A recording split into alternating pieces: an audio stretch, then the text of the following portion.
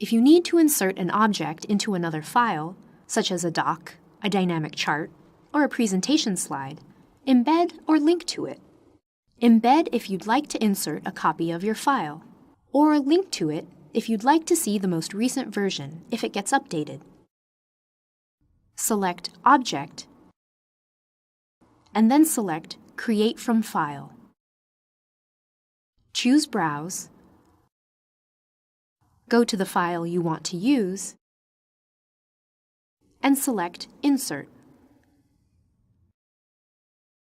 To embed a copy and have it show up as an icon, select Display as Icon and click OK. This makes it convenient to email the file because all the info is now stored in one place. To link your file and see updates when changes are made, select Link to File and click OK. The linked content actually appears in the file. And if the linked content changes, you'll see it the next time you reopen your file.